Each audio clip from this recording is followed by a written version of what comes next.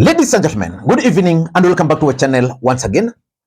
And it is my hope and prayer that the video is going to find you guys in good health. Personally, I am fine, as you can see. Kisumu is fantastic, and maybe you could also let me know where you are watching the video from. The county or the country, in case you are out of the republic. Ladies and gentlemen, Ndindi Nyoro's goose is actually cooked. And it's just a matter of time before Ndindi Nyoro is removed as the chair of the Budget Committee of the National Assembly. For those who follow the politics of the Republic of Kenya, Ndindi Nyoro was one of the key players for William Ruto during the 2022 presidential elections. And after the elections, Ndindi Nyoro was appointed as the chair of the Budget Committee. And I've always explained to you guys on this particular platform that the appointment of Ndindi Nyoro as the chair of the Budget Committee was intended to help Ndindi Nyoro with two things. Number one, if you were to talk to any member of parliament, they will tell you that members of parliament always make money during budget making process.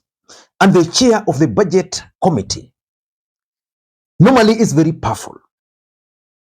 So William Ruto wanted Ndindi Nyoro to be in a position where he could actually make money for his 2032 presidential elections, because Ndindi Nyoro had or has plans of contesting for the presidency of the Republic of Kenya in future.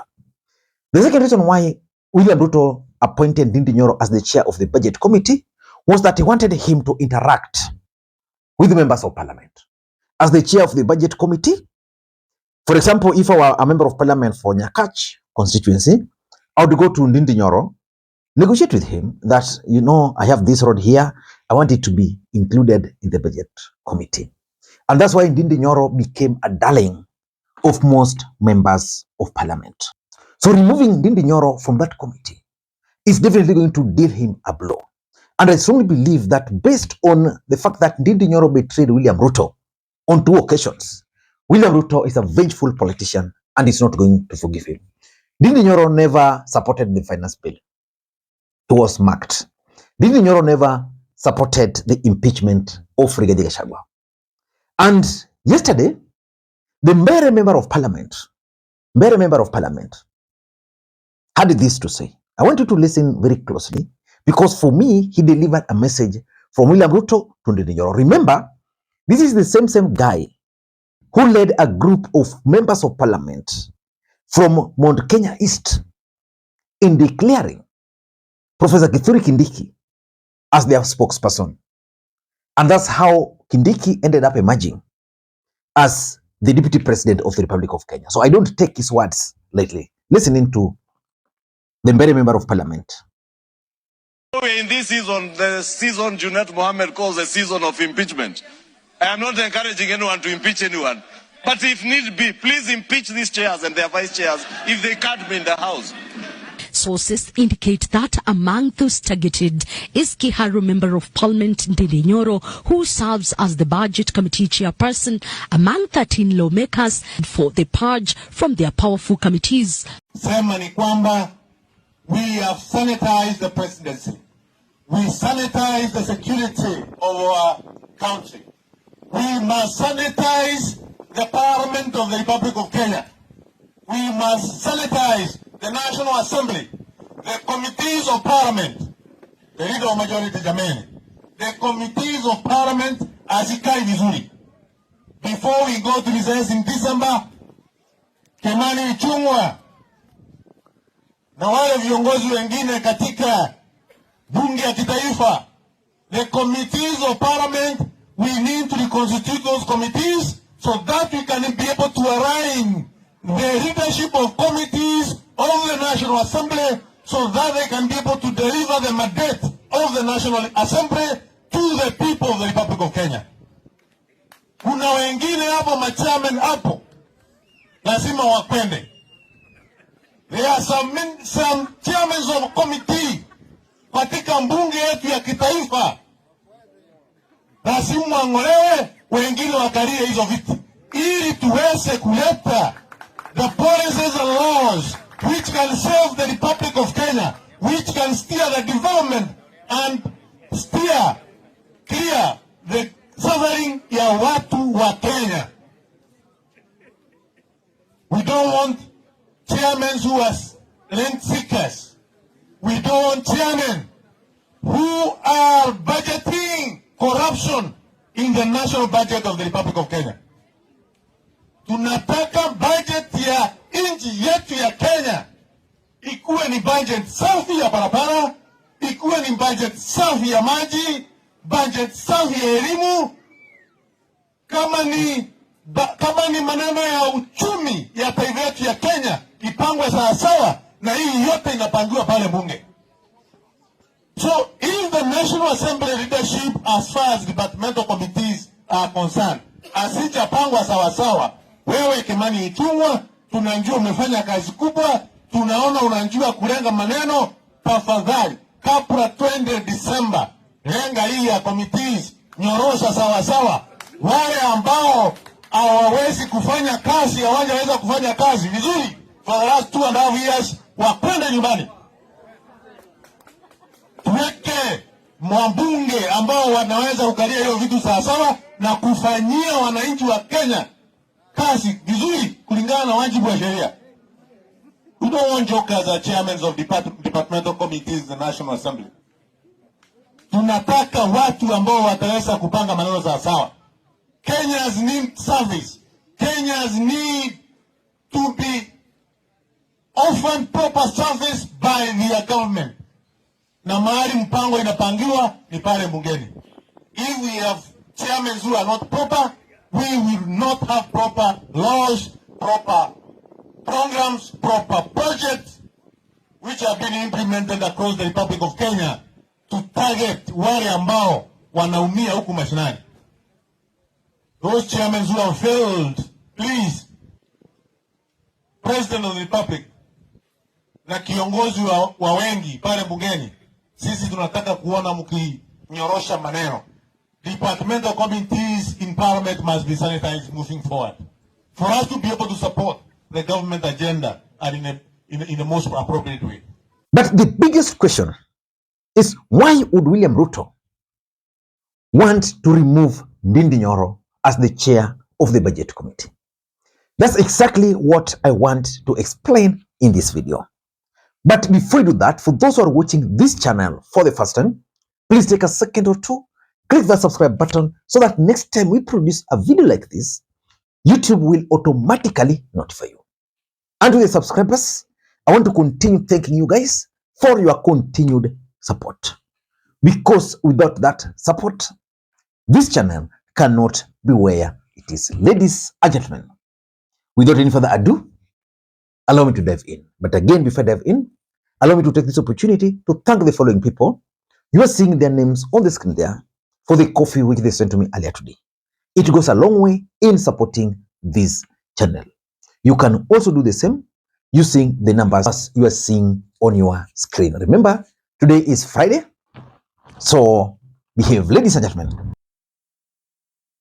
Number one, Ndindi Nyoro is going to be removed as the chair of the budget committee as a form of punishment for its disloyalty to the president.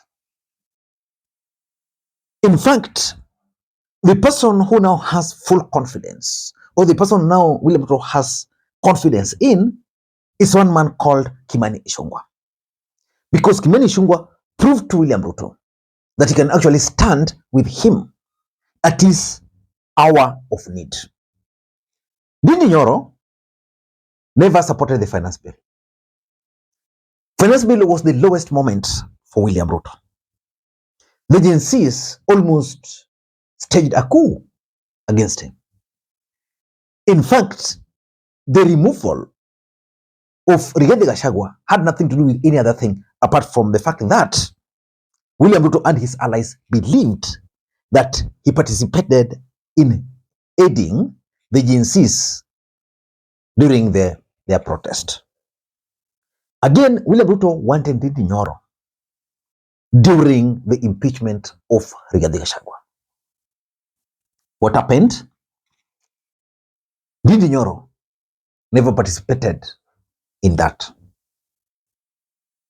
I know there are those who argue that the reason why he never participated was because William Ruto wanted to preserve him so that he could retain the support in Mount Kenya. That is not the truth. The truth is Ndindi Nyoro just didn't want to participate in the impeachment of Rigathi Gachagua. William Ruto has now marked it. That's number one. Number two, Ndindi Nyoro is also going to be removed as the chair of the budget committee as part of William Ruto's strategy to deny him power as the chair of the budget committee. Just like I was explaining to you guys, budget committee is where members of parliament make money. Budget committee is where members of parliament make money.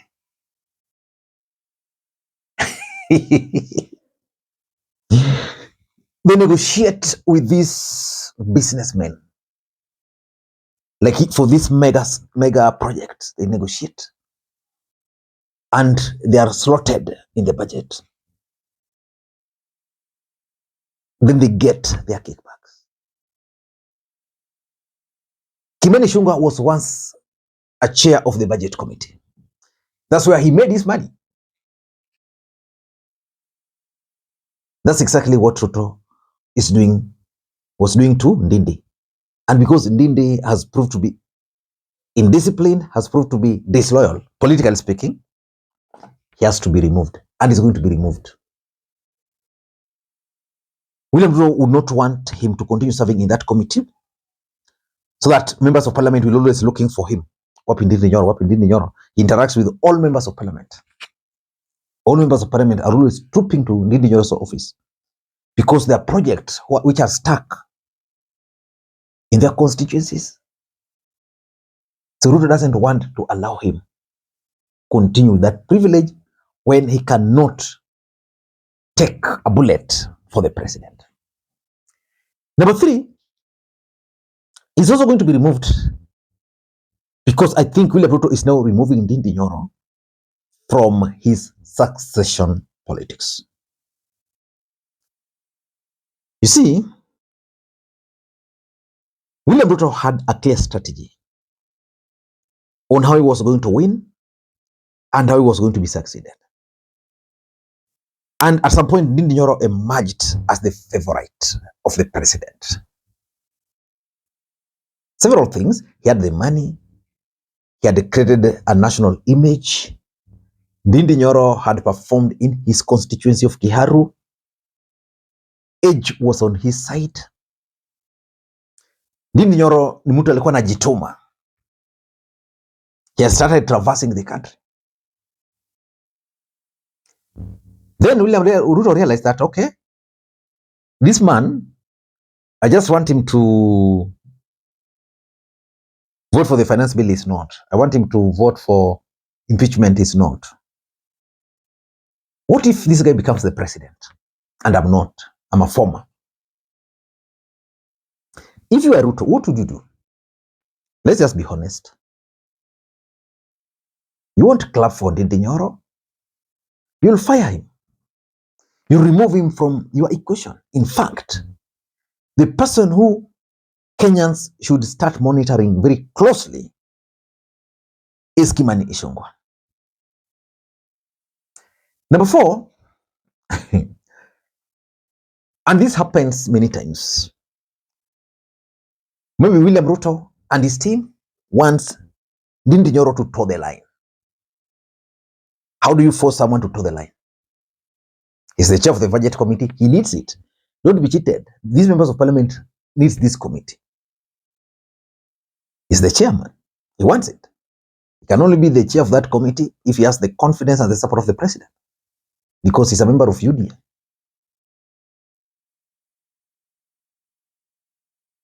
Then he'll be told, boss, you know, I trusted you, but you messed blah, blah, blah, blah, blah, blah. Then he's going to apologize. Then he's going to swear allegiance again to the president. That moving forward, I will toe the line. So it could be a strategy of making him or forcing him to toe the line.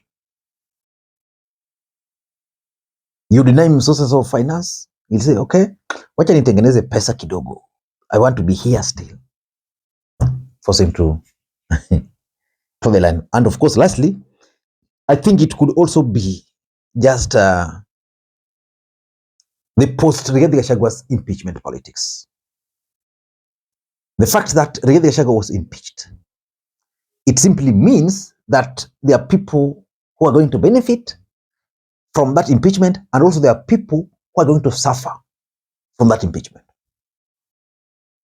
One of the people who will suffer is Ndindi Nyoro, because he has lost the trust of the president. The chair of the budget committee is going to be removed. In the mountain, William Ruto is now planning to consolidate it. Ndindi Nyoro is going to be a casualty.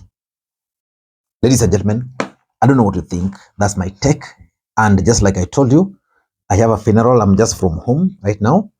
And I think by tomorrow we'll be back fully until the burial date. It's until the burial date. Ladies and gentlemen, thank you and may you have a good day. Bye-bye.